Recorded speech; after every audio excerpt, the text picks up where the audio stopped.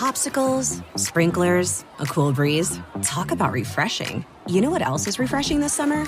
A brand new phone with Verizon. Yep, get a new phone on any plan with Select Phone Trade-in and My Plan. And lock down a low price for 3 years on any plan with My Plan. This is a deal for everyone, whether you're a new or existing customer. Swing by Verizon today for our best phone deals. 3-year price guarantee applies to then current base monthly rate only. Additional terms and conditions apply for all offers.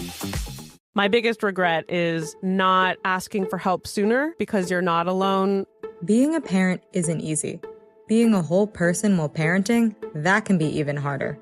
On the latest episode of Mind If We Talk, host and licensed therapist Hesu Jo is joined by moms who get it. Listen as Dina Margolin and Kristen Gallant, co-founders of Big Little Feelings and host of Conversations with Cameron Oakes Rogers, talk about staying connected to yourself, how to genuinely show up for new parents, and why asking for help is a true sign of strength. Because no one has it all together, and that's okay. Mind If We Talk is available wherever you get your podcasts. Listen and follow today. This episode is brought to you by Nordstrom. With summer winding down, it's the perfect time to refresh your style for fall. I can't believe I just said that, but time is ticking. And Nordstrom has everything you need for all the seasons ahead. Discover top brands like Free People, Favorite Daughter, Reformation, Mother, and Veronica Beard. Plus the latest trends, everyday essentials, and beauty must-haves you'll reach for again and again without breaking your budget. And it's easy too with free shipping, free returns, and in-store order pickup. Shop today in stores and at Nordstrom.com.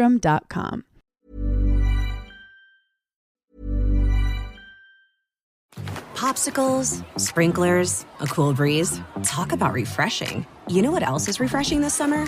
A brand new phone with Verizon. Yep, get a new phone on any plan with Select Phone Trade-in and My Plan. And lock down a low price for 3 years on any plan with My Plan. This is a deal for everyone, whether you're a new or existing customer. Swing by Verizon today for our best phone deals. 3-year price guarantee applies to then current base monthly rate only. Additional terms and conditions apply for all offers. My biggest regret is not asking for help sooner because you're not alone.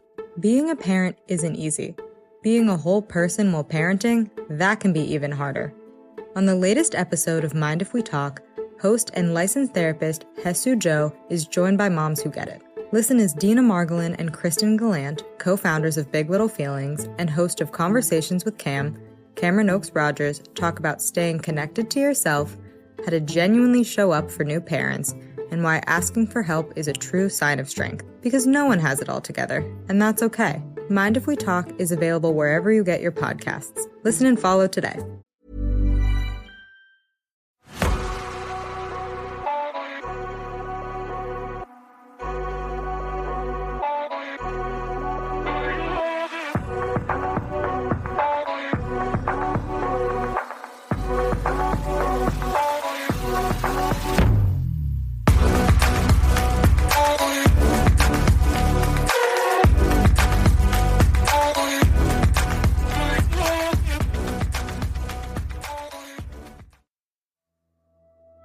Hello, I'm Sarah. I'm Toby. And this is the Whispering Woods podcast. This episode is all about... Gendarmerie poltergeist. It is, like you're a bit of French there. Yeah. Is it French? What do they speak in Belgium? Belgiumish. No, I don't know. Maybe, Where's Belgium? Oh, don't, because you know I'm just rubbish with all... I don't, yeah. Oh, I have no idea. No idea. But first of all, we have some new patrons. Jessie J. Hi, Jessie. Thank you so much for supporting the podcast. We really, really appreciate it. Yeah, thank you. And we also have Greg. Hi, Greg. Thank you so much for supporting the podcast. We really, really appreciate it. Thank you. If you'd like to support this podcast, you can do so by leaving a 5-star rating if you're enjoying the show. You can also join our Patreon at patreon.com/The Whispering Woods, where for £2.50 a month, you can listen completely ad-free to all episodes. And for £4.50 a month, you can listen to this podcast and our other podcasts, Obscurata, ad-free. We're also now on Apple Premium, where for $4.99 you can listen to both podcasts ad-free and in advance. Also, come and say hi on social media. I've noticed we're getting loads and loads of Spotify followers at the moment. So hello, Spotify followers. welcome. We really appreciate your support and coming over to have a listen. Right, so this is one long story about a poltergeist case in Belgium. Are you ready for the story? Yes, I am. Our story is set in Arc-Vatripon, a quiet rural village near the French border, technically in Belgium, but at that time policed by the Gendarmerie, a military-style police force similar to France's. In January 1993, Arc-Vatripon was home to the Dubart family, an ordinary family living in a modest house. The household included a middle-aged couple, two of their sons, their adult daughter, Natalie, and Natalie's young boyfriend, Eric. Eric had been welcomed into the home in December 1992 after falling out with his family. The Dubarts were a religious, tight-knit family in a sleepy village, not the sort of people prone to wild tales. What makes this case extraordinary is not only the phenomena that occurred, but who witnessed them. Multiple gendarmerie officers, trained law enforcement, experienced the events firsthand and filed official reports. It's one thing to have ghost stories told by frightened homeowners. It's another when police officers themselves corroborate the story. As we go through the timeline, keep in mind that these witnesses were professionals, initially skeptical and intent on finding a rational explanation. The setting is essentially a poltergeist hitting a police investigation head-on. December 1992, a new arrival. In the weeks leading up to the chaos, Eric's arrival in the Dubart home set the stage. According to later accounts, strange incidents quietly began almost as soon as Eric moved in. Eric would later recall hearing unexplained knocking sounds on his very first night in the house, feeling the bed shake or lift, and sensing a presence in his bedroom.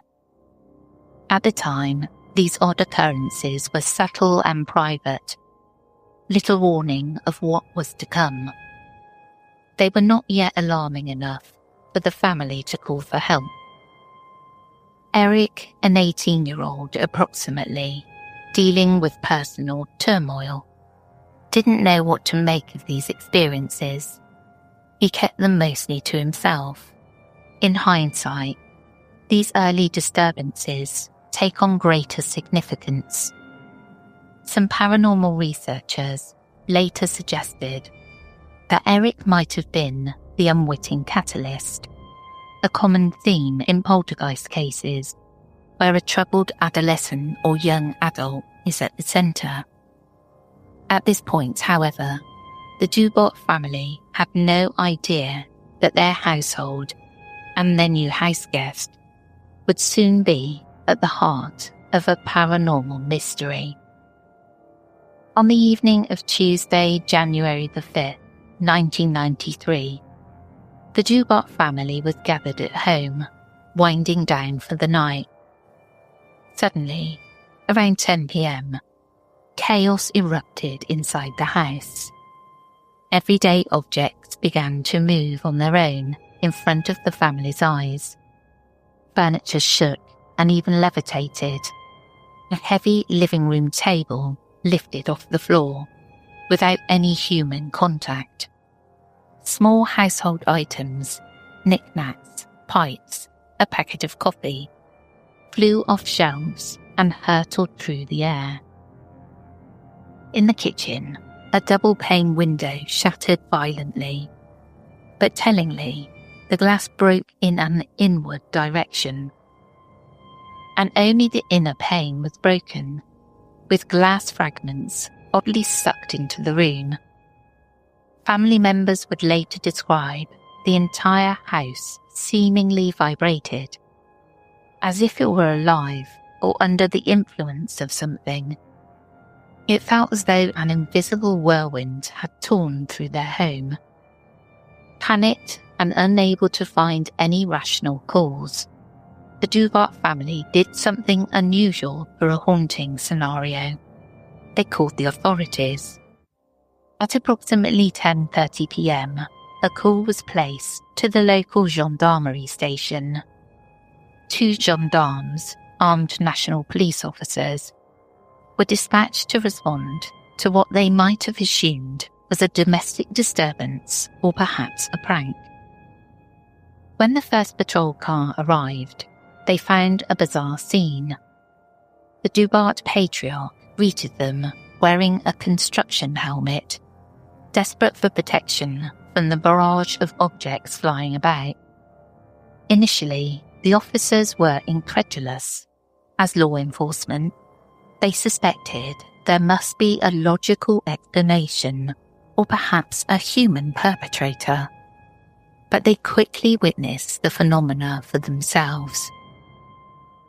One of the first responding gendarmeries reported stepping inside and seeing debris everywhere, as if a brawl had taken place.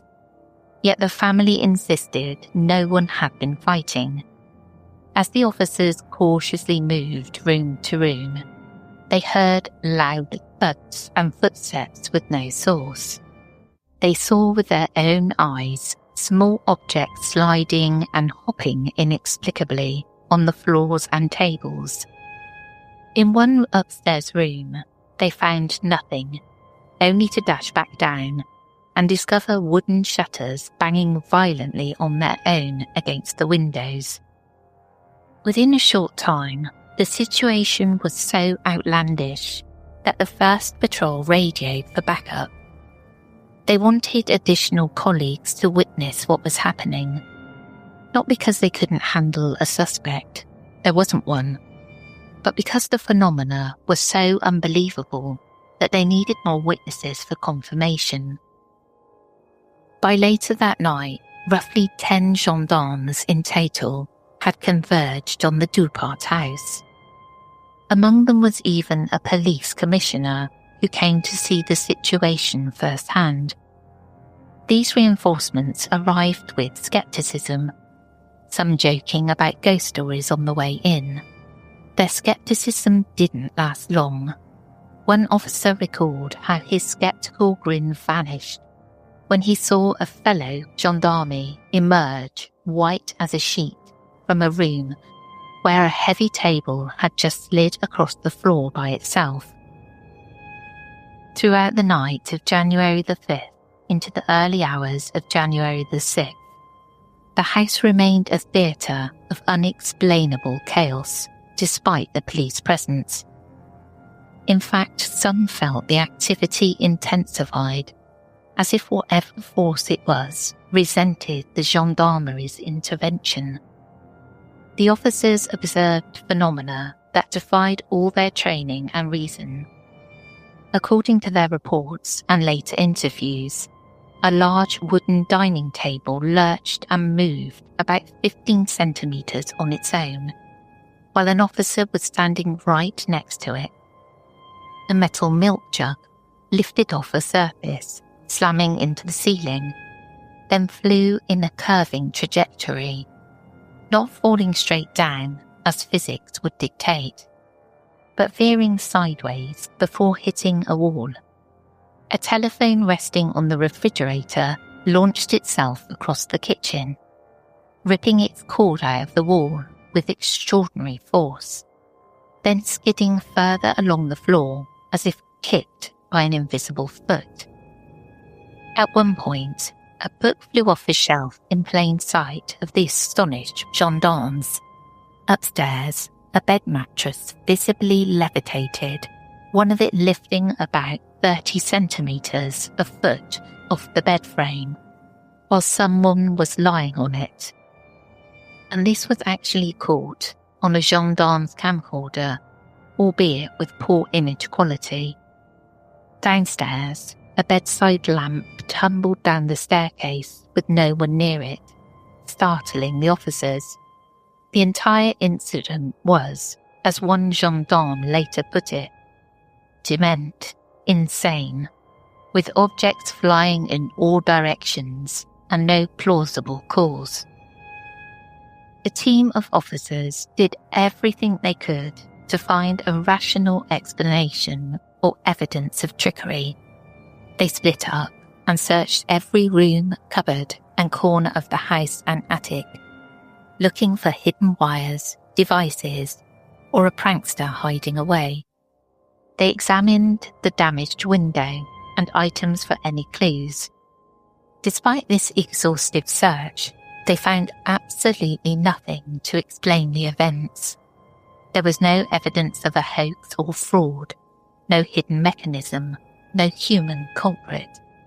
The phenomena also continued, even as the officers kept the family members in sight, effectively ruling out the possibility that the family was secretly throwing objects around. In one instance, after clearing everyone out of the house for safety, the gendarmes themselves witnessed the wooden shutters continue to beat wildly on the windows, with no one inside. A sight so startling that one officer admitted he fled outside in terror when it happened. These hardened policemen, who moments earlier were joking about ghosts, were now seeing their solid convictions crumbling in the face of inexplicable reality. The gendarmerie remained at the Dubart residence through the night until daybreak of January the 6th. By morning, the intense flurry of activity began to subside. The family was shaken and exhausted. The gendarmes were baffled. It's important to note that during this entire ordeal, no one was physically hurt, aside from frayed nerves and minor scrapes. The phenomena seemed intent on startling and scaring, not directly harming, though some heavy furniture movements could certainly have injured someone by accident. You might think a single night of such events was enough, but the disturbances did not end there. According to later investigations, the poltergeist activity continued into the next night, January 6th to 7th, and once again, gendarmes were on site to witness it. Having realised this was not a one-off incident, the gendarmerie took the matter seriously. They stationed officers to monitor the house the following night as well. Over the second night, similar phenomena were reported. More objects moving or toppling over by unseen forces. Mysterious thuds and knocks echoing through the rooms, and furniture shifting just as before. One officer recalled seeing a heavy table sliding abruptly and a mattress lifting on one side during this period, confirming it was not just a single night's hallucination. The repetition helped rule out some fleeting environmental cause. It truly seemed to be centred on the household, and possibly on Eric in particular. During these events, more than a dozen officers of varying rank and at least 10 gendarmes, plus police superiors, were direct witnesses over the 2 nights. A remarkable number of first-hand observers for any paranormal case. Each of them gave statements describing consistent phenomena. If nothing else, the abundance of credible observers set the Arc Fatupont case apart from typical hauntings. The gendarmes, by training, carefully noted details and timed events. They were also duty-bound to report truthfully up their chain of command. It wasn't just a family tale. It became an official police matter, albeit an exceedingly strange one. By dawn of January the 7th, 1993, after roughly 48 hours of intermittent chaos, the activity again calmed.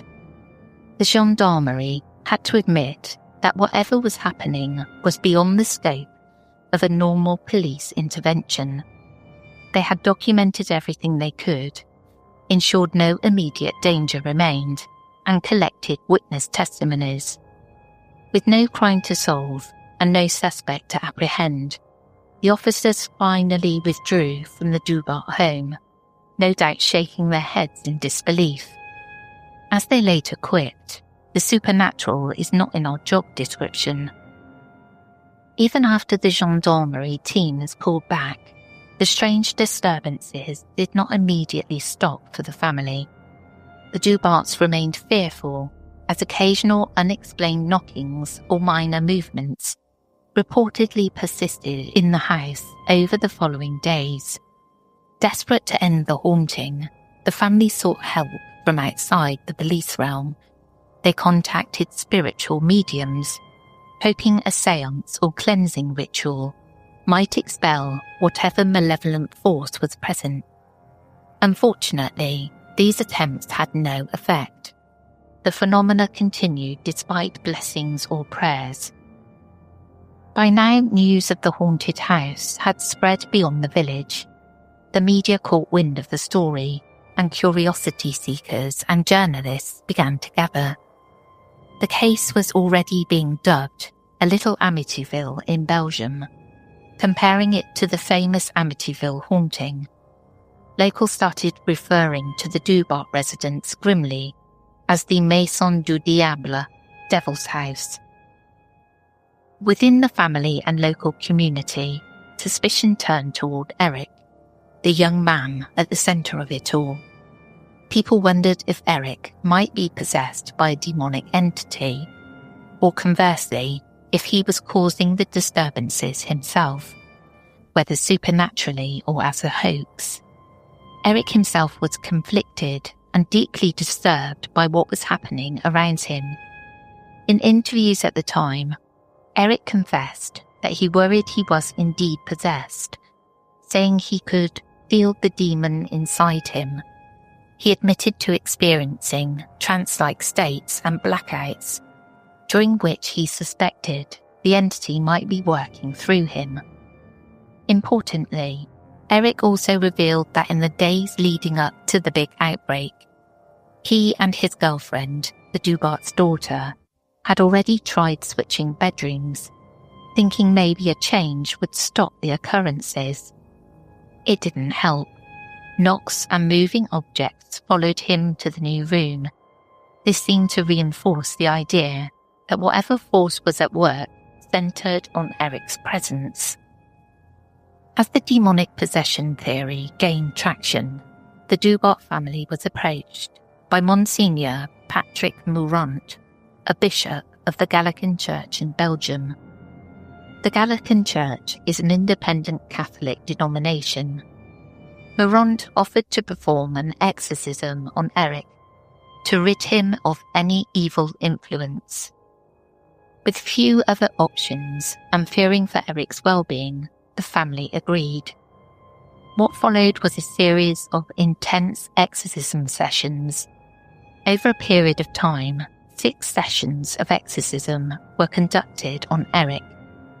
Each session reportedly lasted 5 to 6 hours, pushing Eric to exhaustion. These rites were highly ritualized, and notably, they were highly publicized. Media outlets actually covered the exorcisms, turning Eric into reluctant news fodder in early 1993. After this grueling series of exorcisms, the haunting phenomena gradually diminished. With Eric as the focus of the rites, whether he was truly possessed or not, he eventually found some peace. The mysterious disturbances recurred less and less frequently, until they stopped altogether. By the time spring arrived, the Dubart house was quiet again. The poltergeist, it seemed, was gone. It's unclear whether the exorcism is what fixed the problem, or if it simply ran its course naturally. Eric himself later stated that he wasn't sure if the exorcisms truly expelled a demon, but he was profoundly relieved that the nightmare was over. In the immediate aftermath, official channels took the case seriously, given that police officers had witnessed potential criminal damage, objects broken, etc., albeit from an unknown cause. A formal inquiry was warranted.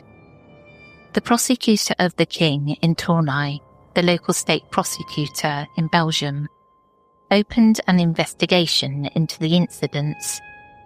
This was not a routine occurrence. Prosecutors don't typically investigate ghosts. The implication was that they wanted to ensure that no actual crimes had been committed.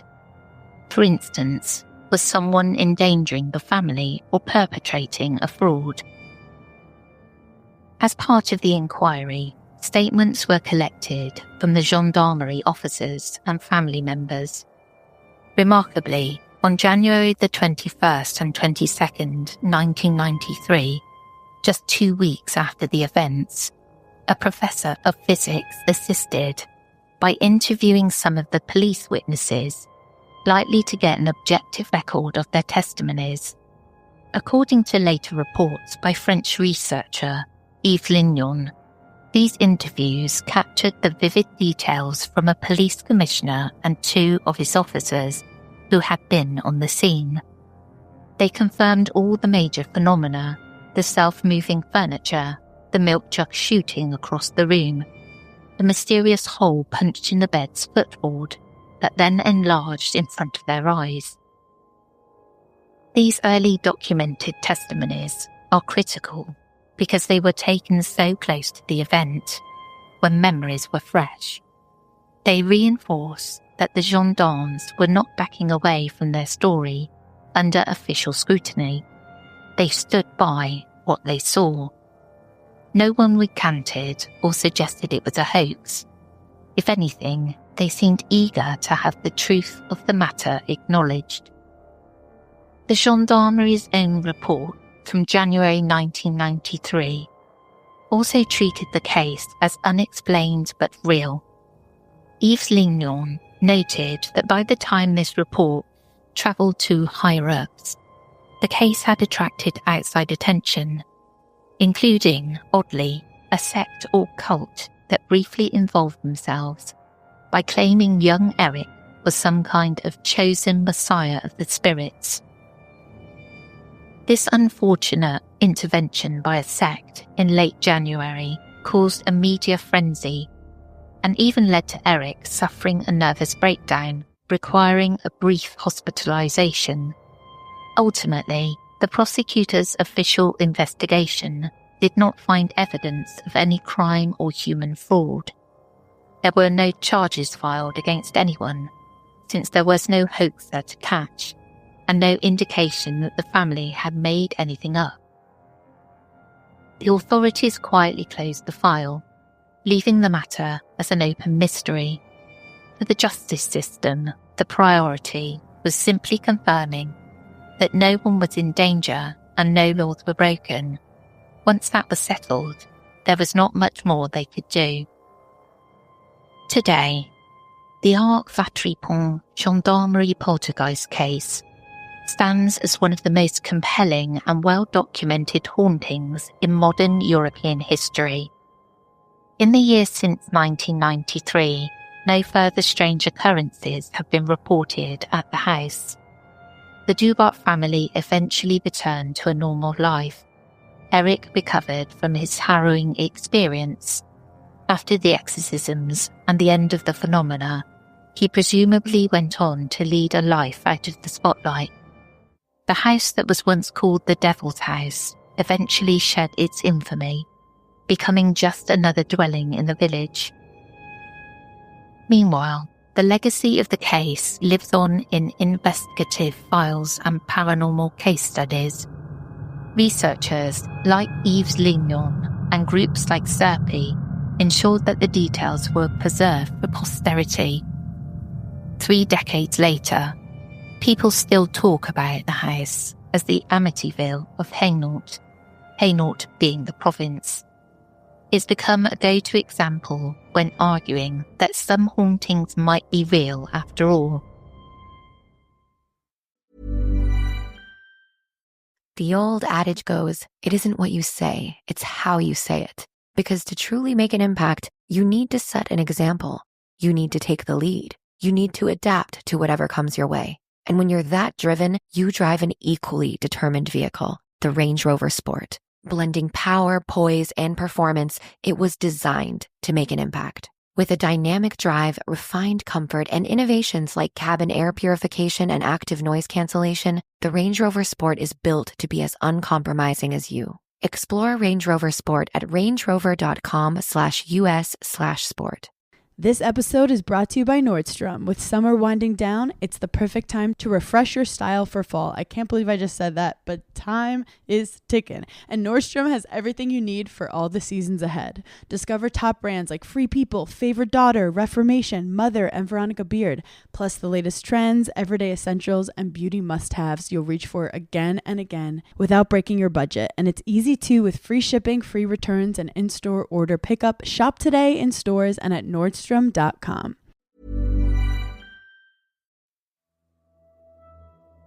Interesting. I told you I had loads of poltergeist cases that I want to share, which is why I'm trying to not do too many at one time, but the extra is also about another poltergeist case as well. But lots going on. I've just found it so fascinating. I mean, obviously this has happened before, but when police, like they say, police and other upstanding members of the community also witness this kind of phenomena, it just backs it up for me as well. Yeah. Because there are a few. There are ones in America with the Devil's House, the Demon House, and stuff like that, where other people witness it and it's just like, I have no idea what was going on, but something was happening. So interesting. I want to take a minute as well to tell you about something that happened to Rog and his daughter Molly the other night. Now, Rog is my partner, just for any new listeners. So they were at home, just sitting there, and all of a sudden, is it a Google doorbell? Has a notification. It's not like, no, they haven't got a ring. They've got the other one, the Google Nest. So this it rings and says somebody's at the front door. So Rog goes to the front door and there's nobody there. And then over Alexa, another notification came up saying somebody's upstairs. So it was like a ghost had walked into the house and then walked upstairs. And they were both really terrified. I was giggling. I just walk about a gaff with some salt and a rosary. Yeah. I was laughing. But also we've been waiting years to see something like that, haven't we? Yeah. On our ring. And nothing ever happens. Apart from one strange one where I saw a lady pointing in the other direction. That was weird. But nothing like that ever happens up to our ring. Maybe it will in October. Now we're gearing up for spooky season. Yeah. Well, that's the end of this episode. I hope you enjoyed and we'll catch up with you again soon. We will indeed. I'll catch up with you again tomorrow if you're tuning in for Obscurata, which is Tuesdays and Thursdays. And then I'll be back again here on the Whispering Woods for our Reddit episode. Toby will be back with me on Thursday for the extra. And then on Sunday we have the Haunted episode. And just a reminder that the Haunted episodes will end at the end of September as we go into spooky season.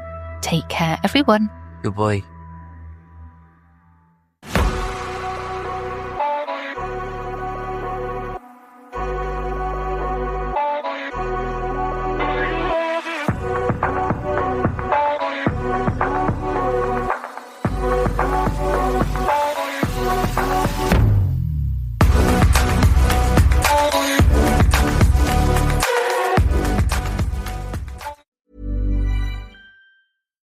Popsicles, sprinklers, a cool breeze. Talk about refreshing. You know what else is refreshing this summer? A brand new phone with Verizon. Yep, get a new phone on any plan with Select Phone Trade-in and My Plan. And lock down a low price for 3 years on any plan with My Plan. This is a deal for everyone, whether you're a new or existing customer. Swing by Verizon today for our best phone deals.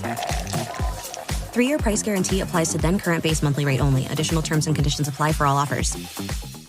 This episode is brought to you by Nordstrom. With summer winding down, it's the perfect time to refresh your style for fall. I can't believe I just said that, but time is ticking. And Nordstrom has everything you need for all the seasons ahead. Discover top brands like Free People, Favorite Daughter, Reformation, Mother, and Veronica Beard. Plus the latest trends, everyday essentials, and beauty must-haves you'll reach for again and again without breaking your budget. And it's easy too with free shipping, free returns, and in-store order pickup. Shop today in stores and at Nordstrom.com.